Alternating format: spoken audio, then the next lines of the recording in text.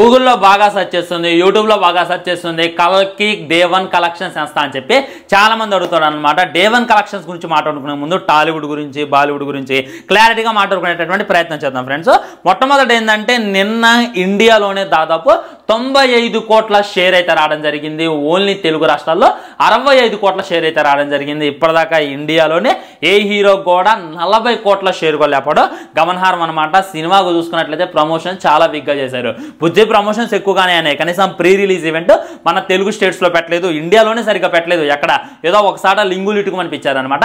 Promotions తక్కువగా ఉన్నటువంటి ఈ సిచ్యువేషన్లో ట్రైలర్స్ కూడా తోలు బొమ్మల ఆటలాగా ఉంది అనేటటువంటి ఆ సిచ్యువేషన్ నుండి సినిమాకి బేబత్సమైనటువంటి హైప్ అయితే రావడం జరిగింది. బేబత్సమైనటువంటి బుకింగ్ అయితే కావడం జరిగానే ఆల్మోస్ట్ ఇండియాలోనే 95 కోట్లు వసూలు చేసింది.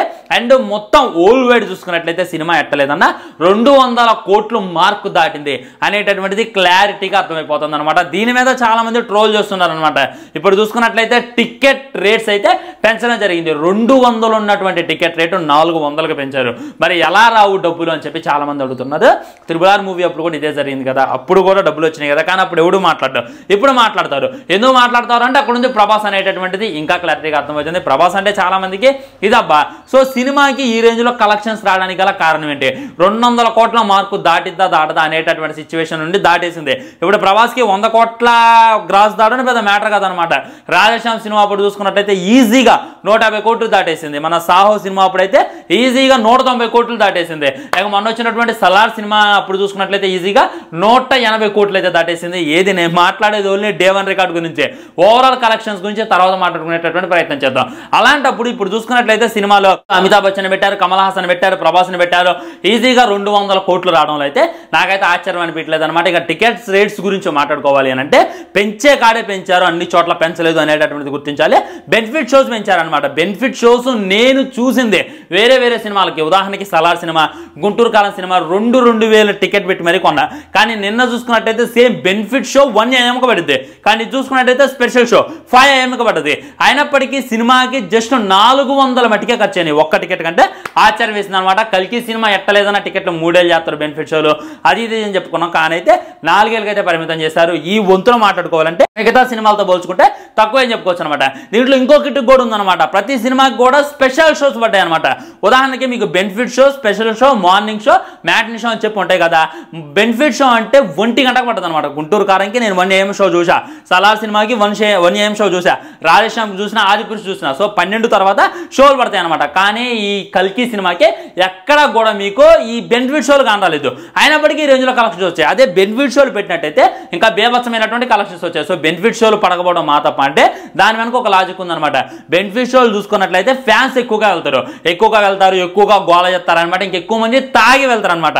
ఇంకొంతమంది నిద్రమత్తులో వెళ్తారు, ఇంకొంతమంది మొత్తులో వెళ్తారు. ఇదిగాక సినిమా అర్థమయ్యేటటువంటి సిచ్యువేషన్ ఇదైపోద్ది.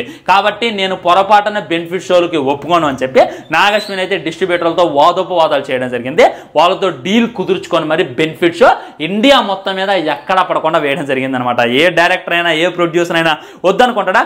ఎందుకు వద్దనుకున్నారు అర్థం కాదని. ఇప్పుడు సినిమా చూస్తున్నారు, అటు ఇటుగా ముందు మొత్తులో చూస్తున్నారు. వామ్మో మా ప్రభాస్ని కామెడీని చేసేసారు, వామ్మో సినిమా సరిగ్గా ఎక్కలేదు అని చెప్పి ఏదో ఒకటి వాగుతారు అనేటటువంటి ఉద్దేశంతో ప్రతి థియేటర్లో కూడా పరిమితంలో అయితే ఎంట్రీ ఇవ్వడం జరిగింది. ప్రతి థియేటర్ దగ్గర పోలీసులను అయితే పెట్టడం జరిగింది. కాబట్టి జనాలకి సినిమా అర్థం కావాలి అనేటటువంటి ఒకే ఒక్క రీజన్ కోసం బెనిఫిట్ షోలు వేయలేదు.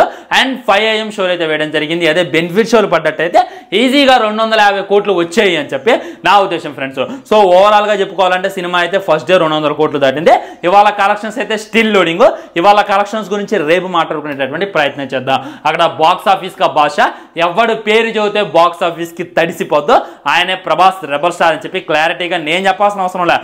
బాలీవుడ్ మీడియాని రీసెంట్ గా ప్రీ రిలీజ్ ఈవెంట్ తెలియజేసింది. ఇంకా ఒప్పుకోవడానికి మీరెవరో నేనెవరో అని చెప్పి గుర్తుపెట్టుకోవాలి. ఆయన షేర్స్ అందుకోవటం వదిలేండి, ఆయన దగ్గరకు కూడా బాలీవుడ్ వాళ్ళు ఎవడో వెళ్ళలేకపోతున్నాడు అనమాట.